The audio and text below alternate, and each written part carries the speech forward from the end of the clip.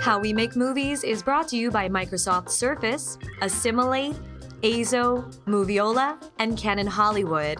It's shot in front of a live audience in Los Angeles and hosted by the film collective We Make Movies. Welcome back to How We Make Movies. I'm your host, Amanda Lippert, and this is the show where we talk to real indie filmmakers about their stories, the story behind the story, and everything that goes into getting their films made. Our guests tonight are Bayan Joonam and Georgia Koch.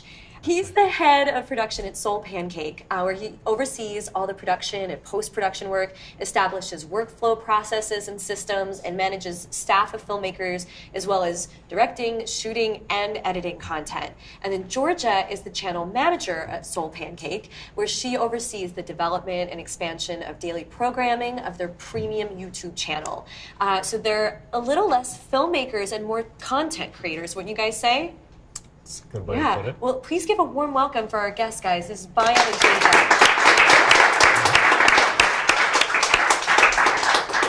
You guys have how many subscribers on your YouTube channel? Over 1.2 million. And how long did it take you to get that many subscribers? 3 years. 3 years. Mm-hmm. That's pretty good. We're very proud of it. Tell me a little bit about SoulPancake. Like, what is it? It's not just a production company, right? Like, you guys do all kinds of stuff. How did it start, and how would you describe what SoulPancake is? So SoulPancake started initially as a website. The founders saw that there was a need online mostly to have a place to go where you could have real conversations online about big think topics such as creativity, philosophy, spirituality, and a lot of questions that we might be a little bit embarrassed to bring up in a more social setting like this, because if you were just, at a cafe, maybe on a first date or just meeting a friend and be like, so, do you believe in God? That could really turn people off, but part of the anonymity of the internet, it allows you to actually free yourself and ask those questions. So, I think there was a void in a place where people could really have those conversations, and in not such a reactionary way where somebody would say a statement and then people would be like, yes, no, you're hot, or that's not, So what we saw from the forum was that, in fact, that need was something that people really wanted at the time, and that eventually became a book. Where we would encourage people to have creative activities, and it was an interactive book. So it gave you ideas on ways to perhaps stop reading the book and go out and do things with it, or write all over the pages, or take a marker and black out parts of the words to create a new page, or to create a new story in the book. And so from that, we started making video content from the book tour. And then you started making video content, and what other platforms do you use to get your message out? And what is your message? Because I know that's a big part of who you guys are. Yeah, so we are a mission-driven company, and for us that means that we have a double bottom line. So it's not just figuring out how to bring in enough revenue to sustain ourselves as a company, but with every project that comes in, we ask ourselves, does this in some way exceed our mission? Or does this serve our mission? And for us, it's a more broad thing of we're really trying to explore the human condition and what it means to be a human in our contemporary society through artful and creative ways and conversations that we can have through work. And I think throughout the history, creating videos and creating content or paintings have been a way that you can get in touch with something that you might not be able to quite get in a conversation. So I guess our mission is really just to explore what it means to be human. In a positive way, right? Yeah, I think we've been fortunate enough to have a team and develop a culture in our office that is extremely positive and tries to view the world, no matter what the circumstance or the issue is, to see what the optimistic side of that could be. How can we look at things in a way that shows you the best of what it can be, and also leaves you feeling inspired or hopeful or engaged enough to take action in order to do something, as opposed to feeling weighed down by how big the topic is. And you guys brought a sizzle reel, so we can kind of get an example of what some of the shows are like, right? Yes. You guys want to see it? All right. I think we all need a pep talk. We talk about life's big questions and profound topics. You guys are asking some deep questions. This is deep. You know that I have a great discomfort with that. That's why I wanted to talk to you. Is there such a thing as an original idea? This was great. Everyone was dancing with each other, and it was really fun. To integrity. Yeah. There's nothing like that sense of completely letting go. You don't have to find out you're dying to start living.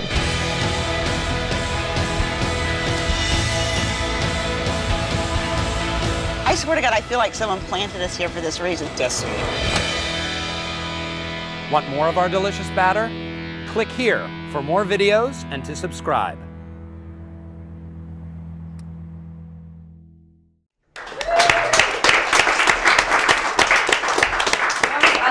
I get a little misty-eyed seeing that, but as I was, getting ready for this interview, I was watching a lot of the videos online, and I have to admit, you shouldn't watch these videos at work when you're trying to kill time, because you might end up sobbing at your desk. Like, some of it was just so touching that I was like, all right, I'm going to go out and be a better person now. Yeah. I know, we're always really excited when someone cries, either on set or when watching a cut, and I feel a little guilty. I'm like, they cried, we did it. How did this all get started? Where did it come from, and who started it? SoulPancake was founded by Rainn Wilson and a few of his friends, as Bayan said, as a website. Rainn Wilson is... was Dwight on The Office. Yeah. So that's kind of where it began, and we started making content for our YouTube channel 2 years ago as part of the YouTube Partner Program. So we had made short-form interstitials for the Oprah Winfrey Network, and then YouTube had seen them. How did that happen? That's like a pretty phenomenal opportunity. Absolutely. Yeah, so after the book was written, Rainn was on the book tour, and one of the stops on the book tour was the Oprah Winfrey Show. And at the time, she was just starting her network, the OWN network, and they hit it off in a big way because she was super into metaphysical topics, and Rainn is kind of weird. I think he really caught her off guard when you look at that interview. And so she loved the book, and she was wondering, well, what does this look like in video form? How can this translate into video content? And that's when we got approached to figure that out. And I think what you saw there was the ball pit video. That was where all of those came about, where we decided that we wanted to make a series that we would take a bunch of creative stunts and set them on the street and ask just everyday people to take a break from their routines and engage in some creative or weird activity to just see if they can learn something about themselves during that process and for our enjoyment.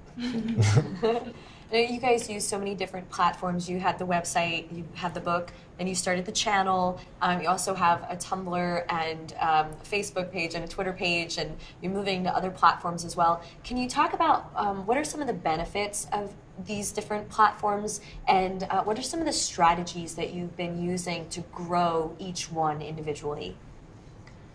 Yeah, I mean, big, broad absolutely. question. I can. Yeah, I think there's definitely a few different things we can talk about. I think for our YouTube channel in particular, we've been doing daily programming for the past 2 years, so that's been an incredible place to build our audience because you get immediate feedback. You get to really, put up a pilot to a series and see how the audience reacts to it and really hear from them directly whether or not they enjoy it. And we judge that both off of the views and how many views something gets, but also what the engagement is. How many comments are we getting? We really love to see people having in-depth discussion on our videos. And then I think going from the forum, just posing questions on Twitter and Facebook and kind of really trying to be everywhere that our audience is. I think people are really hungry for positive content and they want to feel good, and for some reason oftentimes that's not what we get. We get really negative news, so I think that's really where we've been able to succeed in a lot of ways. Now, one of the things YouTube is known for is trolling, like just people saying the nastiest stuff in the comment feed. Do you guys monitor that, or how do you go about keeping, because your message is so positive, how do you go about keeping the comments positive? Well, I think everyone gets negative comments. my philosophy is just removing anything that's hate speech whatsoever. And I think, hate can breed hate. But what we also see, which we talk about sometimes, is our audience actually, polices itself. Someone will say something that's a little bit offensive, and then someone else will chime in and say, you really shouldn't say that, or you shouldn't do that. That's not a nice thing to say. So I think when you present people with a really positive community, they really do come and they do want to be a part of it in a good way. So you guys have really then, set a standard and created a culture around your videos and around your content that kind of like breeds that positivity then. That's pretty cool. Yeah, I think as Georgia was saying, in our society, I think there is an unconscious desire we've been, over the last 10 years, so filled and inundated with media that had such a specific purpose to drive us towards fear or direct action or just making us not feel good. And at the end of the day, I think right now, more than anything, our audience, just in general, people want to feel good and they want to make conscious decisions to lead a positive and productive life. So SoulPancake, I think, has answered that need in society in a way that really resonates with people. And as she was saying, when our audience self-polices, it's only a product of, I think, how the videos make them think about what they're contributing to the YouTube community as a whole, and trying to be more conscientious of that. Now, Georgia, you're the channel manager. Can you talk to us about some of the specific strategies that you use to grow the channel? It's really interesting to me, and I think to probably a lot of our audience members as well, because they're, growing their own YouTube channels. What are some of the things that you have done and continue to do to just get as many followers as you've had in such a short period of time? Yeah, I think consistency is key. Coming up with a schedule that you can stick to and really sticking to it. For us, that was 5 days a week for 2 years, and I think that was had a huge impact on how much we grew. And then I think there's this other, really cool thing about the YouTube platform is that audiences will go anywhere, and that doing collaborations with other creators who have big followings isn't gonna steal their audience or vice versa. You can really collaborate in that way, and everyone will grow. So we do a lot of cross promotion, with channels that we like. And one thing I do every single day is I'm always looking for new creators to subscribe to and to comment on their videos, because then they do the same for you. And even just going and commenting on someone's video, or if, someone with 10,000 subscribers comments on our video, their whole feed gets notified of our content then, and then they discover our channel. And collaborations, again, with other YouTube creators has been really big for us. So that's really been, those are probably, I'd say, the top 2 things that we do that are really great for the platform. Do you have any other sort of outreach to get into the internet? Yes, absolutely. We do a lot of targeted outreach to blogs and influencers. So we really take the time. We have a massive Google Doc that has, I'd say, 250 to 500 email addresses at this point. That's all broken down by category. And we actually go in and take the time to really write someone, as personal a message as possible. Hey, check out this video. This is why you might like it. It relates to dads, and you love to write about fatherhood. Things like that, I think, really go a long way, because no matter how small someone's community is, it can really help you grow. That sounds, just to grow that list, 200 to 500 emails of people that you send a personal email to, it sounds like a lot of work. Yeah. Was it intimidating when you were starting that process to be like, I'm just going to chip away a little bit every day? Yep, absolutely. It's definitely intimidating. And I think, if you have 30 people who are really engaged in your content and who will share that video for you, that's enough. You don't need 10,000 people to start. And, there's someone who comments on our videos almost every single day. And he is, every single day when we post a video, I see him just write, awesome job, love this video. And I think about that all the time. It really warms my heart, because even if we lost 100,000, 200,000 subscribers, I'd still rather have him, because he's the person that's going to Facebook and sharing the video or telling his friend about it. And I think that's really what makes us. Philip Gibson, shout out. We love you. Yeah. So it's then about finding the super fans and the tastemakers who are going to then share it and get it out to even more people than you might have connected with in the first place. Absolutely. And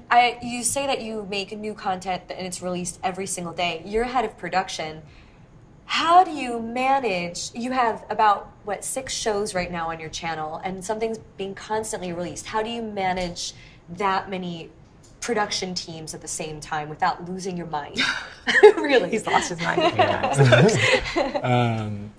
Well, I think number one is setting reasonable expectations up front and really being able to communicate with your creators and with your team in terms of like how you can create a situation that's mutually beneficial and not essentially going to make either of us go crazy down the process. Yeah. Now, I think one of the biggest things is when we're in the development phase and we're looking at a show, if we want to go forward with it, we really take a lot of time to make sure that we are working with reliable filmmakers, people who have proven that they can deliver and that they will. And I think you can't really underestimate the type of teams that you want to work with and that you bring together. So we pride ourselves on really working with creators who we trust and respect to deliver what they're going to say at such a high quality. So I think a big aspect of it is that. Another one is making a process in which people can succeed in. A lot of times we work with delivery deadlines that really could be 2 weeks from shoot to edit. And what tools do you use in order to facilitate that process? What editing platforms are you going to use? What kind of cameras are you going to shoot? How are you going to plan your production and your post-production in a way that's going to seamlessly facilitate between those two things? And sometimes that can be finding people who wear multiple hats. For example, having a DIT who's also going to be the AE can be a huge time saver because that person is already familiar with the folder structure of the footage and can organize it very quickly for the edit.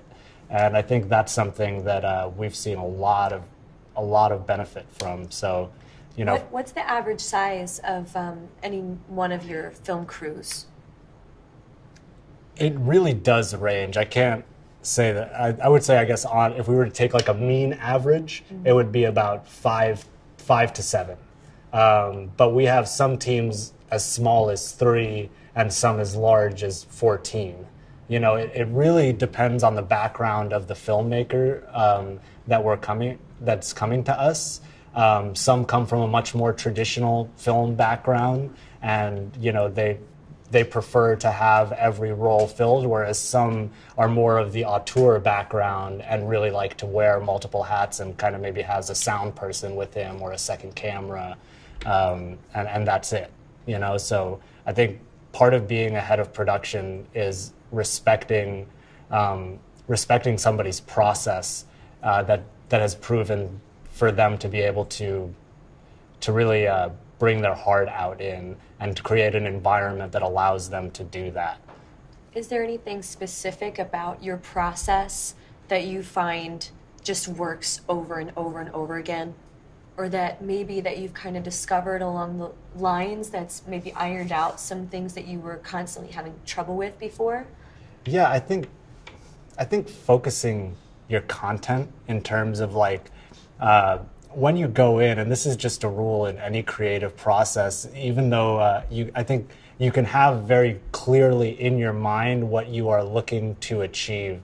And being able to communicate that in terms of a crew, I think it starts in the development room where you're talking about, okay, what is the main theme of this episode? What are the topics that we're looking to explore? And from that, even though we do a lot of documentary style filmmaking, we still kind of hammer out the moments that we want to achieve so that by the time we get to set, there's an outline that we're trying to figure out how to fit our pieces to get that from. And so once you have the beats that you're looking to achieve, then you're looking at a much more seamless process on set because I guess you kind of know what you're looking for. And that's the one thing that I think like I look out for with a lot of content creators is, do you know what you want to get up front?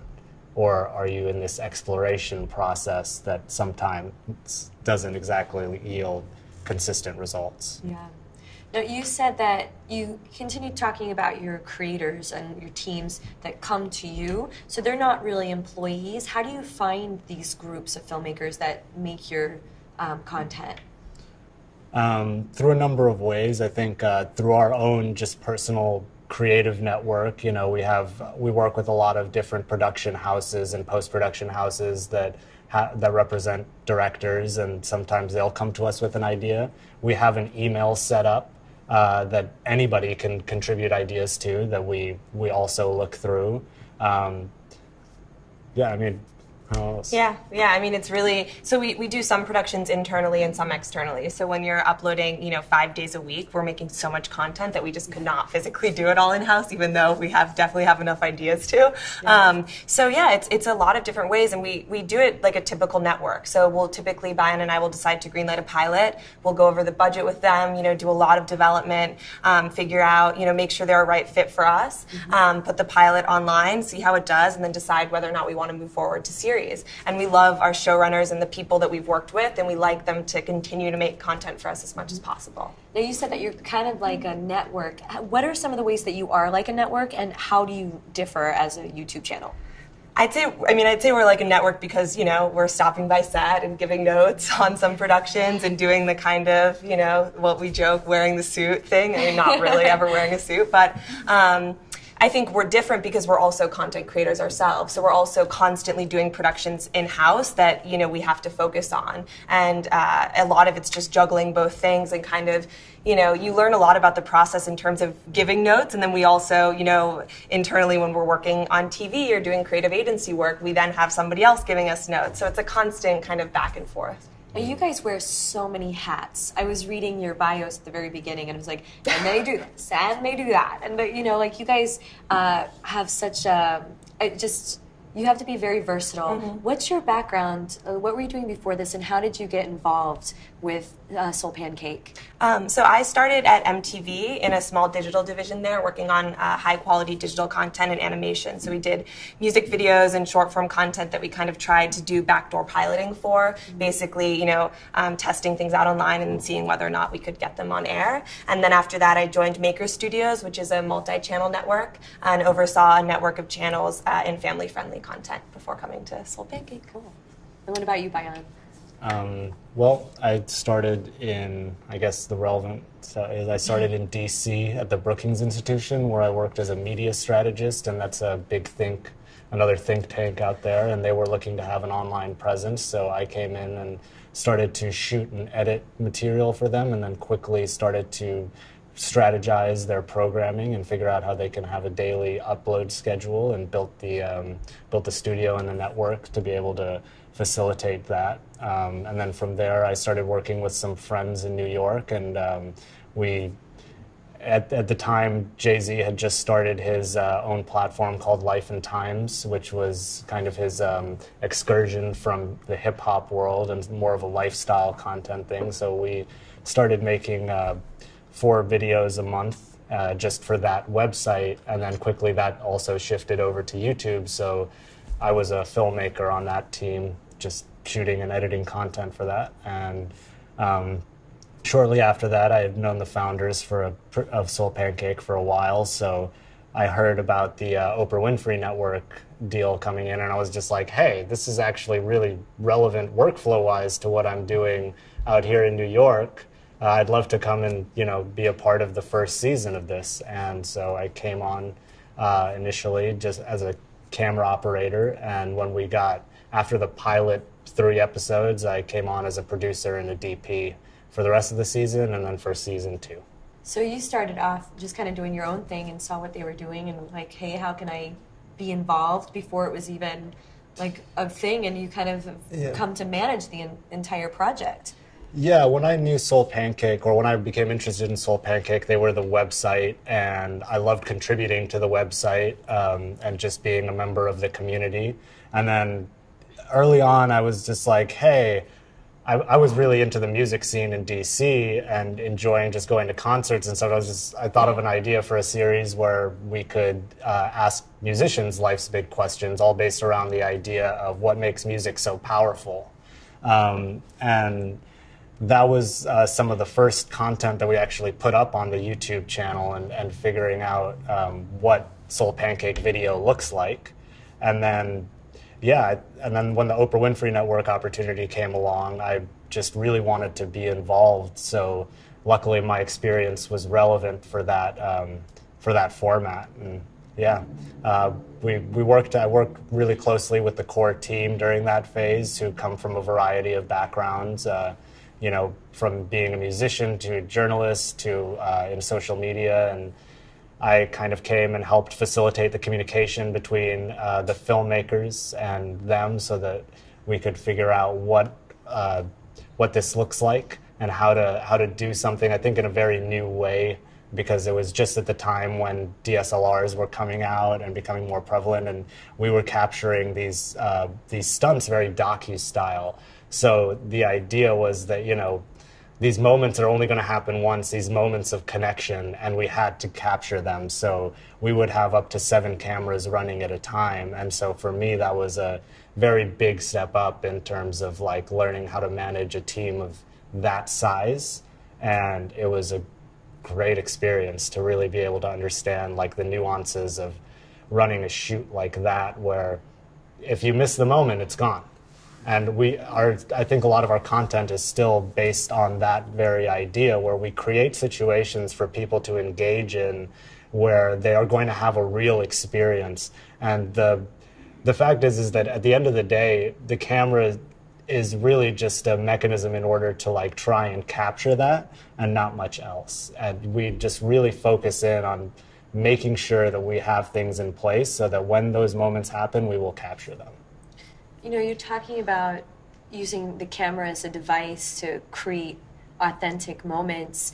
The cameras that you use, because there's so many different shows and so many different filmmakers, you still have a very clear aesthetic look that you have amongst all of the cameras or all of the shows on the channel, even though you're working with so many people. How do you maintain that consistency?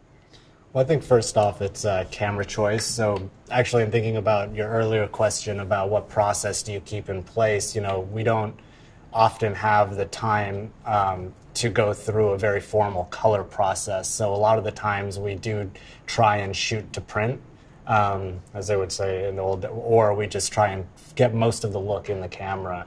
And back in the day when we were doing the street stunts, I started to work within the Canon picture styles, such as Faithful, and make small adjustments to work for our color palette as well. And since then, we've really kind of branched out in terms of using a lot of the Canon cameras in order to achieve our aesthetic. And I think like a big part of what people notice from a technical standpoint about our aesthetic is the very vibrant colors that we capture most of in the camera, and then we bring out even more. We don't really do what a lot of filmmakers seem to have become very popular about, which is, you know, keeping everything flat and muted tones. We like to capture things in their vibrancy, because I find that if you don't capture the information at the time, if you don't capture the full color, it's really hard to bring that back, because a lot of times the computer is actually inventing that as opposed to it being inherent in the information most of the time, depending on what kind of codec you shoot in. So I think we've developed a style that we kind of work within to use the cameras to the best of their ability in terms of what they're made for, such as the Mark IIIs having some of the biggest sensors in the game. Instead of trying to fight that and keep creating an aesthetic that has a very medium, we create a very shallow depth of field, because that is that tool working at its best. And so I think like when we consider like the camera choices that we make, we figure out how do we bring the tools that we're using to the best of their ability. And that has helped us to actually define an aesthetic that people know as SoulPancake now. And you said, too, that you do a lot of mobile shoots and a lot of docu-style shoots. Using that kind of camera, does it help you stay mobile? Yeah, I think like just, you know, not having a 20-pound camera is very useful in being able to move around and, you know, just point it kind of wherever we need to. A lot of our content, like we were saying, is shot on the street, and it's just, you need to have that flexibility in terms of being able to move the tripod on a whim and not always having a first and a second AC for every camera. You just need to be able to pick it up and move it as you see fit. So. Not having a permit. Sometimes. It happens. Yeah, so I think in terms of that, it's not necessarily so. I'm just looking around at these cameras too and seeing like, you know, like these are all one operator per thing who have the skills to be able to do multiple roles, and that's very much the style of camera operators that we work with too. And so to give them the tools that are kind of built for that intention is so important, because it puts them in a situation that they can succeed in. So that's, I think, a big part is set your teams up for success, and also don't create such an intimidating environment. And that a lot has to do with the camera and the lights, that people don't feel comfortable to just be themselves in. That's huge for shooting man on the street content, you know? Like, you want to control the light, you want to control everything so it works within the range, but if you're sacrificing somebody feeling uncomfortable because of that, is it worth it? I personally, I don't think so. So I think you can't measure the quality of heart as you can measuring the quality of an image. So a lot of times, especially on YouTube, you'll see that creators who have so much more heart than necessarily know, you know, how to control the light in a perfect way are the ones who gain popularity and who have the personality to really persevere through the format and to reach people. Good answer. Not to get off topic, but I feel like we're stealing away from you for a second. And I wanted to mention earlier, you were talking about where you came from and what you were doing before you got on this channel. But I also know you have some side projects as well. Yeah. You just recently published a book of illustrations. I did. Do you have like a blog and your own following that you were kind of building on your own, and did working at SoulPancake help you, you know, build onto that and crossbreed it? Yeah, absolutely. I think, yeah, I mean, the book I made is called I Feel Weird. So I think it definitely aligns with SoulPancake in the sense that it explores, you know, what it means to be human and kind of answering questions. And so it's been amazing for me to get to work at SoulPancake and work with everyone who really wants to make something that makes a difference in the world and really makes people think in a positive way. So yeah, absolutely. How did you launch that book and make it successful? Because you self-published it, yes, right? I did a Kickstarter campaign a year ago last spring to raise money to self-publish a book. So I basically just asked people to kind of, you know, commit to pre-ordering or commit to ordering the book, and also a custom drawing or something along those lines, and it was successful. So then I did it. That's awesome. Yeah. But what were some of the marketing strategies that you used for that you learned from this job? I think a lot of it is really making sure that no matter what platform you're going to, you're going, you know, native to the platform. So Facebook, for example, really loves still images because they want you to stay in Facebook. So actually, if you want to get people to watch a video or watch my, you know, funding video or watch one of our videos, posting a still image and then putting the link in the description, more people are going to see your post than if you actually embedded a YouTube link and got people to go off platform. So I always try to kind of think about, you know, with our videos and everything that we make and what I make on my own, you know, where is someone looking at it? You know, do our thumbnails look good on a cell phone? Because, you know, 40% of our audience watches on their phone. So how can we make sure that no matter where people are digesting the content, it's in the most optimal way possible? You know, amongst all the different platforms, what about Tumblr? And how do you get a lot of those to, you know, promote among, you know, with people that are using phones? Yeah, absolutely. I think on Tumblr, we've actually developed a really cool community around just curating great art and great, you know, artists and creators that are similar to us and to SoulPancake. So we've really built our community that way. We're constantly kind of sharing, you know, photos with inspirational quotes and different things that relate to our brand.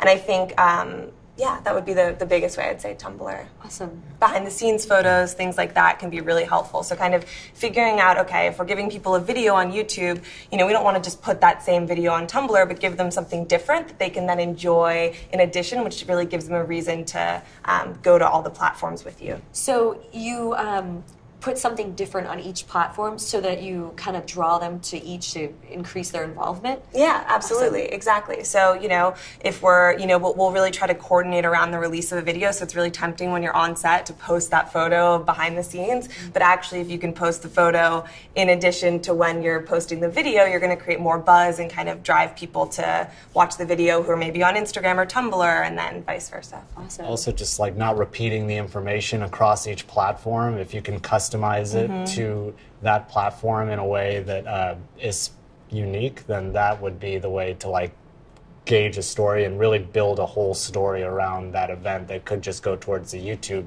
video. But with Instagram and with Tumblr, they all have like very specific mechanisms that can lead towards each other in a more interesting way. That's really interesting. I've never thought about things like that. What's going to make people look at it longer, click on it? Are there rules like that you've developed for other platforms as well? Yeah, I mean, the Facebook one is a great trick. I'd say, if you're doing if you're making a YouTube video, make sure that your thumbnail image is a close-up of someone's face, because if you're looking at it on your phone, you want it to be something that you want to click. On Facebook, we always think about, what is someone writing in the headline when they're sharing it, and we actually talk about that when projects first come in to pitch to us. Bayan and I will say to each other, like, why would you share this? What would you write if you shared this? Because I think it's really important to think about that from the beginning. And so for us, that's been, what's the one actionable step that someone's taking from this that they would then write on Facebook that would make them share it? Twitter, again, like having,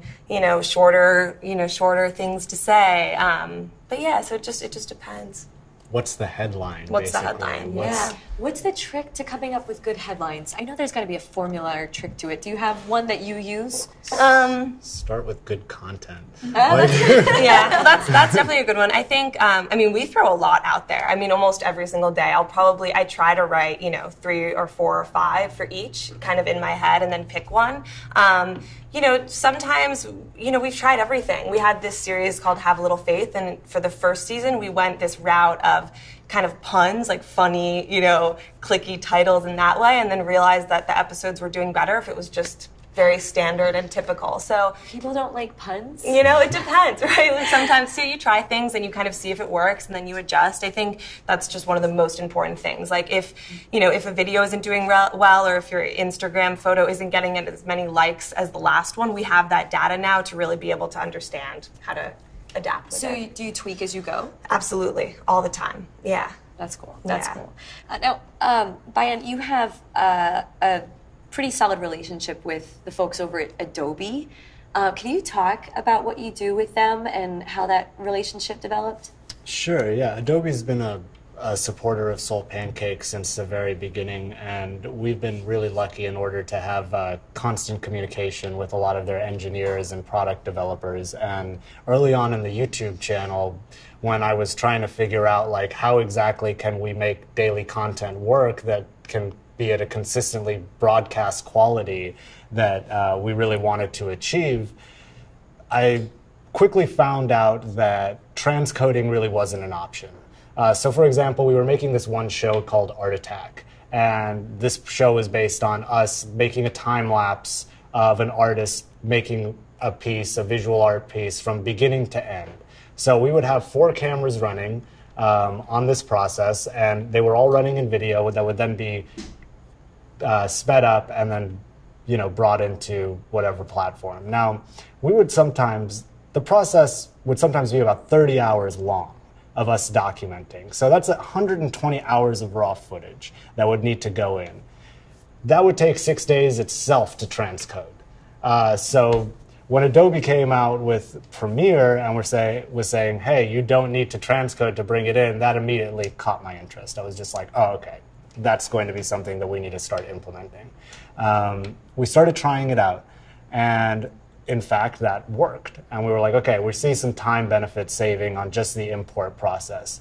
But then we're not just editing video, you have to keep in mind, in this short amount of time. We're also doing color, we're doing the sound mix, and we're doing graphics. So Adobe also makes all of that software in After Effects, SpeedGrade, and Audition. So in using the dynamic link, we were able to seamlessly take projects in through all of those traditional processes that would allow us to keep a a high standard of quality without compromising time to shift to and from all of these different applications outside of that family of products. So that became something that we're still using to this day on our YouTube content to our higher end TV content because of the seamless workflow that we found. Oh yeah, tell us about the TV show. You guys aren't just on the web anymore. How did that come about? So one of our most popular series, Kid President, had amassed a huge following over the last 2 years, and people were very excited. So we were approached by some networks to pitch a TV show. And this was very exciting because this was one of the first opportunities that we've really seen a successful cross-platform concept. So we sold a series of the show to the Hub Network, which is airing as we speak every Saturday over the last 4 weeks and in the next 4 weeks. And we went out and made a TV show. And what was cool about it, we went to Tennessee. A lot of the SoulPancake team went and joined the creator and Robbie, Kid President, out in Tennessee. And it was interesting because what I like to say is the process was we were taking digital sensibilities to television. So the way that we had to shoot it was with a one-camera style, just to stay true to what the audience wanted on the web. And or the audience loved on the web, because what we were very sensitive about was people would see it on TV and be like, this smells different than what we fell in love with. And so for us, it was really important to stay loyal to our audience, and it continues to be, even with our YouTube platform, or mostly with our YouTube platform, to do justice to the people who supported us to this point.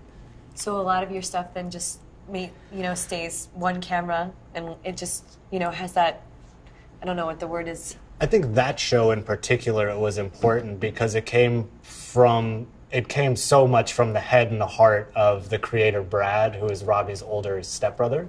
And he shot it, he did the sound, he did the editing, like everything that you see on that web series was Brad. So, for the TV show, we needed to come in as support. But at the same time, I was the director of photography on it. So there was this, kind of interesting line that we had to cross where we, in the early conversations, we did want to elevate certain aspects of the production because, we have the opportunity to, and that's fun. We can shoot some stuff in slow motion and really heighten the cinematic feel of the whole thing. But it was important to understand where we should do that and where we shouldn't.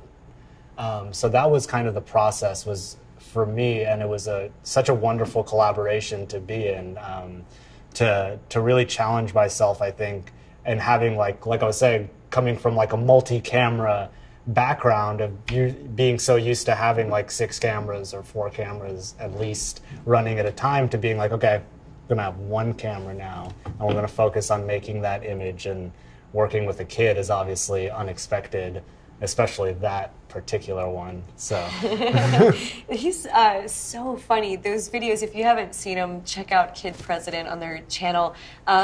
He's got such a big personality. It makes sense to me now that it was his older stepbrother who kind of was like, this kid needs to be in front of the world, because I can't imagine a director that doesn't know him getting some of the funny stuff out of him that he gets. Yeah. Do you guys get to be on set and get to witness some of that process?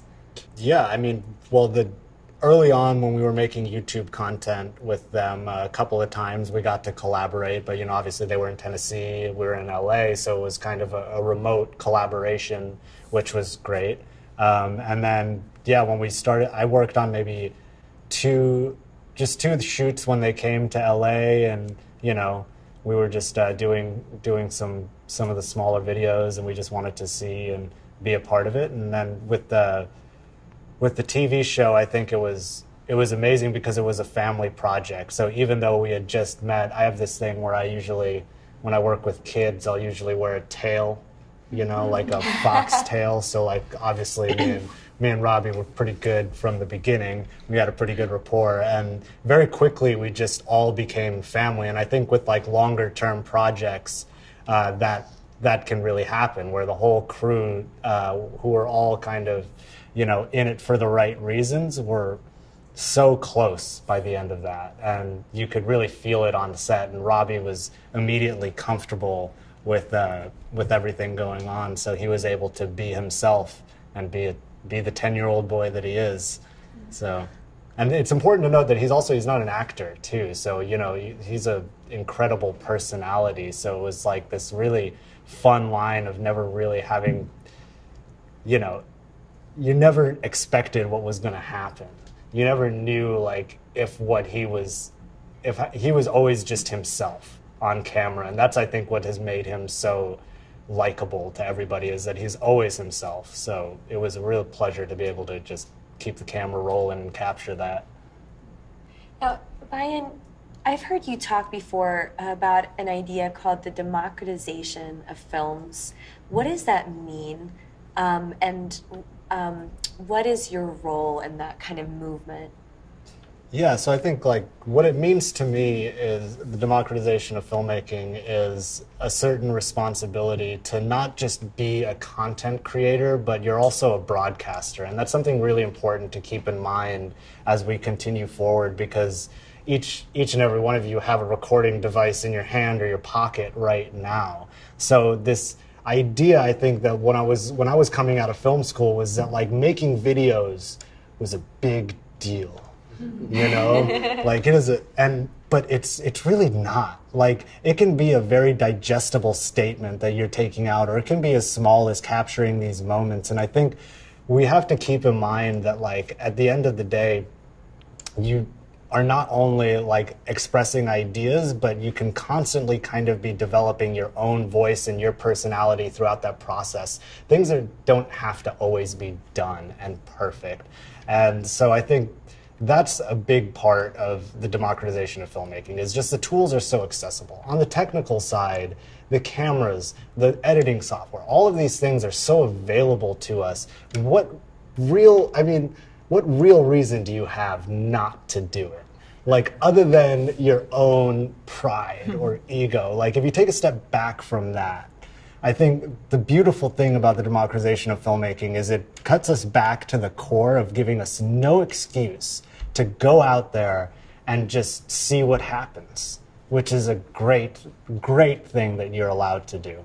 So, with the 5Ds, with Adobe's software, like I have personally found like a lot of value in just finding my own voice that has come across in a lot of our videos. And I think that journey is an important one for artists to take, and it separates the reason why you're doing it. If you really love to go out and point a camera at stuff and just see what it looks like in a new way, then to me, you're a real filmmaker then. You're really in it for the right reason. That's a sustainable way to love something, to love the process of something. So yeah, I could talk about the democratization for a while. We're going to move on now to audience questions. I've been putting it off for a couple minutes because I was waiting for some more, and I know that you've got some burning in your head, so get on your phones and send them to me right now. Start voting on each other's, and we'll start with the first one that I've got here, and that is, what is the average budget on most of your productions, if you don't mind sharing that, or if you can? Yeah, so usually for our YouTube content, we've been looking at it in terms of cost per minute, and we go between $500 to $750. And cheaper, honestly. I mean, a lot cheaper. I think for budget for us, I mean, we typically don't do a more than one-day shoot. That's usually like any ideas that come to us, if it's going to take more than one day, or usually at this point involve traveling, we can't afford it. The next one is, this is a good one.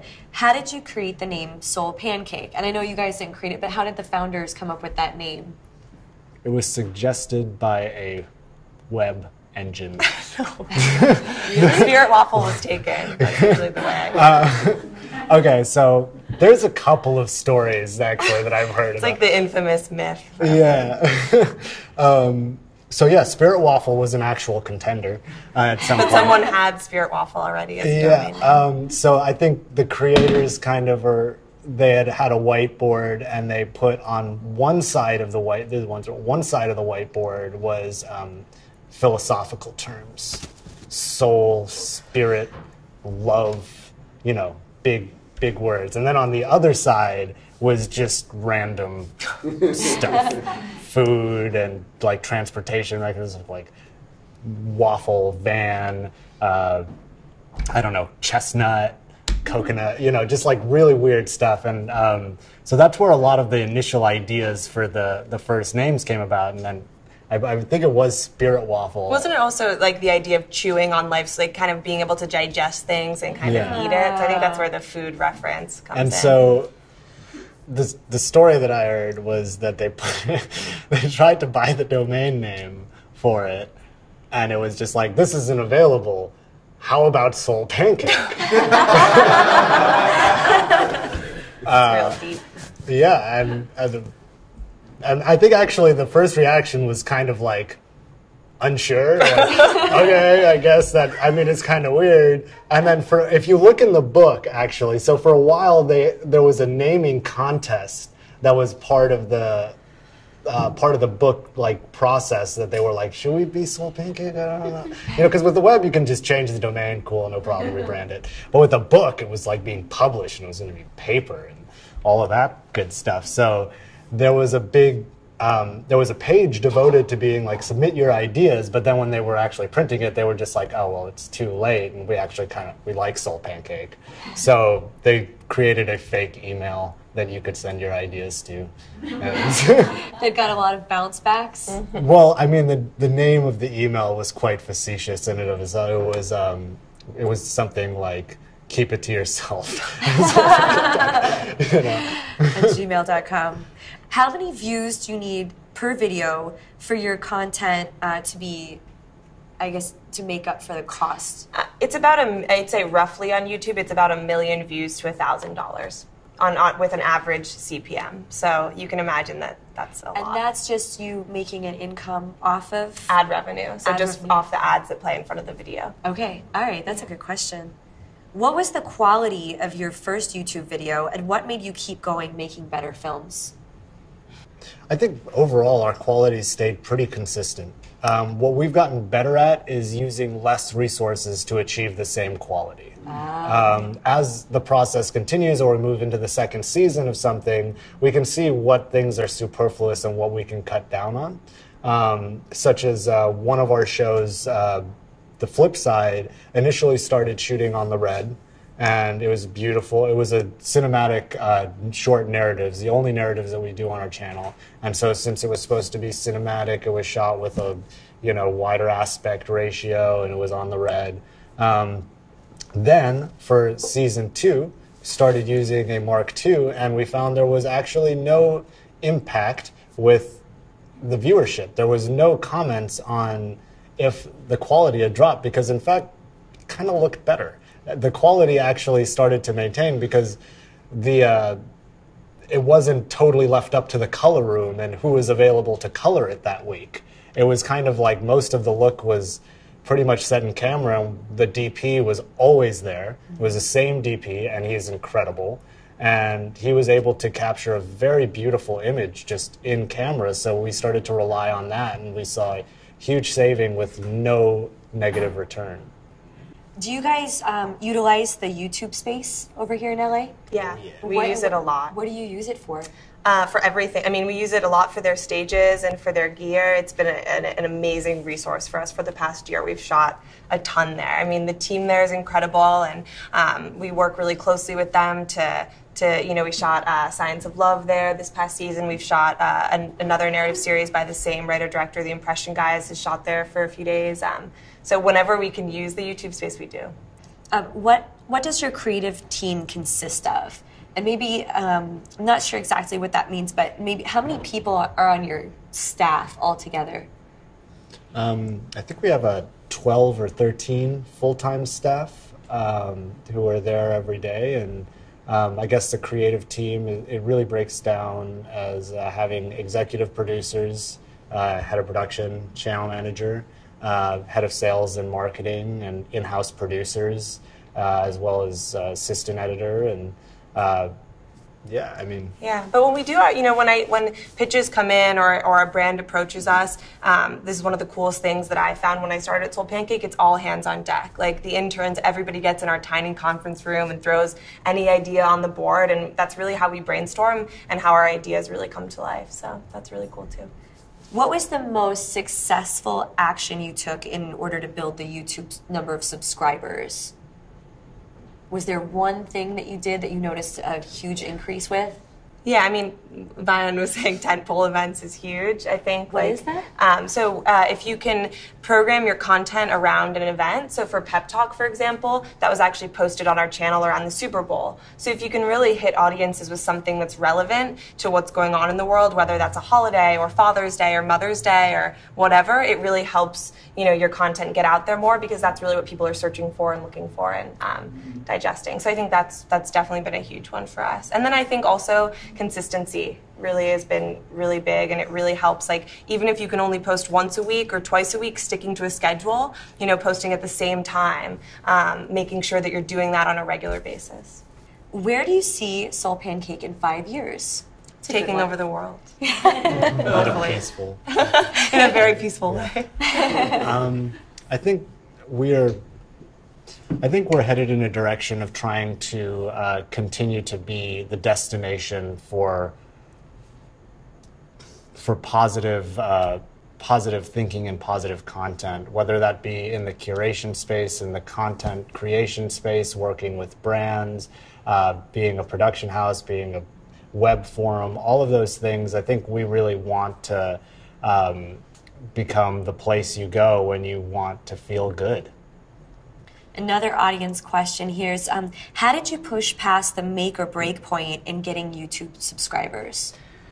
I don't know if there is a make or break point. I think, I don't think there's one. I think if you keep doing it. If there's a make or break point, then it's in your own heart, isn't it, right? Because nobody forces you to put a YouTube video. I mean, we were in a situation that we were a YouTube premium partner, so we needed to make videos, but we would have made videos anyways. And you were. That's how you got involved in this whole thing. Yeah, we were making the videos. So if you're wondering what's my make or break point, you're not thinking about it the right way.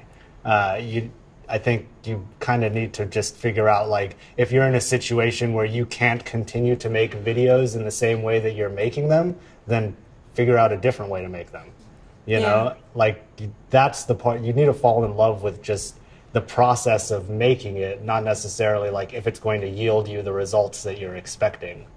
Yeah, and try new things. I think we're constantly doing, when we were almost at 1 million subscribers, we did a huge subscriber drive where we put out a video saying that rain would go and toilet paper a celebrity's house if we hit 1 million subscribers by, a certain date. So I think setting goals for ourselves has been really helpful also, just kind of constantly pushing ourselves to the next, whatever mark that we can.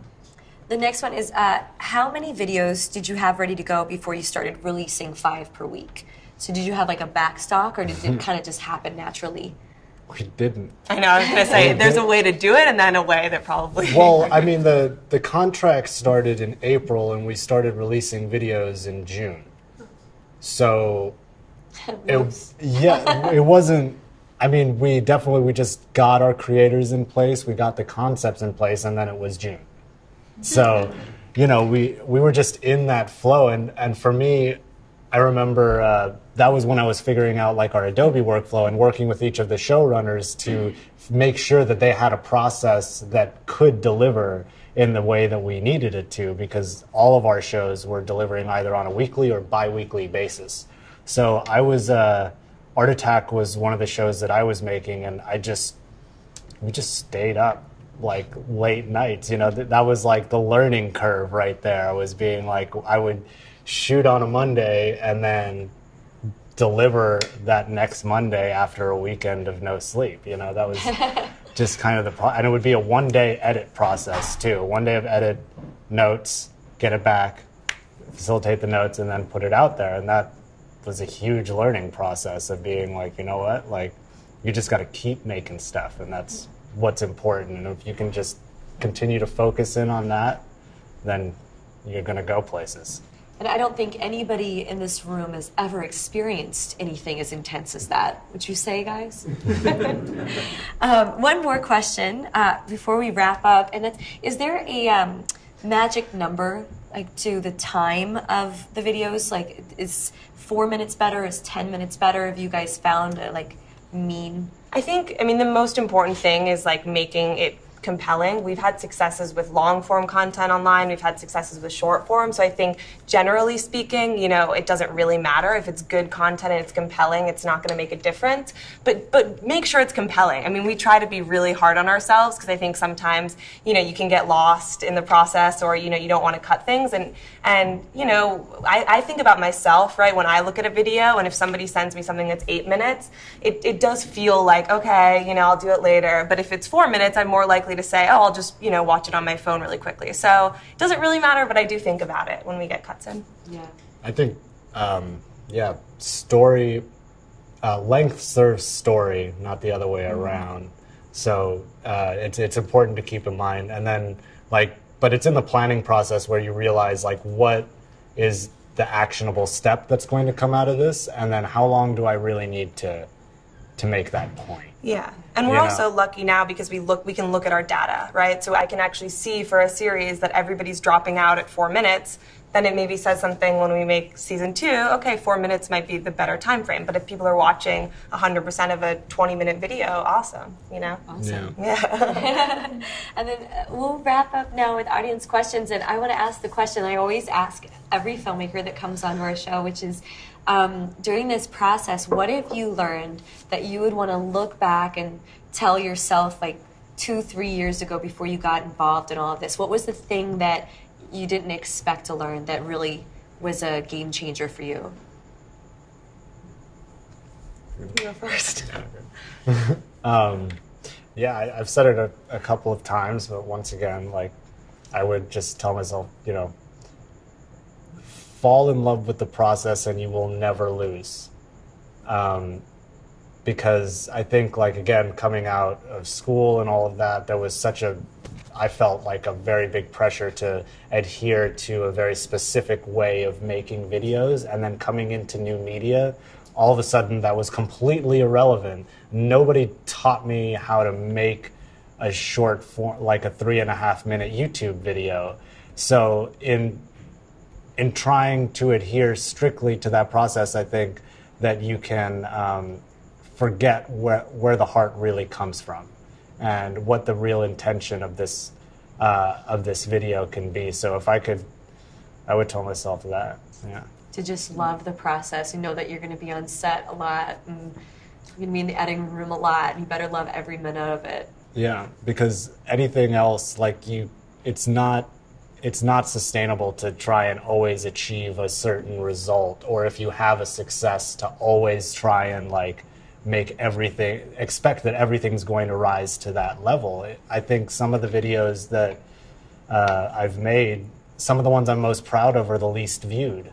And you never know what the impact is going to be of a video that, you know, it's like some videos that are only like around, you know, 10, 20,000 views or so are actually some of the ones that I read the comments and I'm like, oh wow, this actually really connected with a few of these people in a way that some of the more popular videos hadn't, that, like, they watched it and they felt good, but someone watched this certain art attack and was just like, this inspired me to make something else. And that to me is the most beneficial way of, or the biggest return when you make something and somebody tells you, like, that inspired me to make this. And then, like, that's the way the world should work, right? Georgia, what about you? What's the biggest lesson you've gotten out of this entire experience? I would say I think there's kind of two things for me. The first thing is really to trust your instinct in terms of, you know, what you want to watch, and then also don't be afraid to just get stuff out there and just continue to kind of be in perpetual beta, change with your audience, and just keep getting it out there and trying new things. Awesome. Thank you guys so much for joining us today. Me. I learned so much. I hope you guys do too. Let's give a warm round of applause. Thank you. So as people like you keep tuning in and then coming to these events, the quality of the show gets better each time. We're able to get better guests and we get better partners. And if you want to see more of these, we'd ask you to please subscribe to our YouTube channel at WMM Originals. And also, please tune into SoulPancake for joining us today at YouTube / SoulPancake. Yeah, easy to remember. Thanks so much.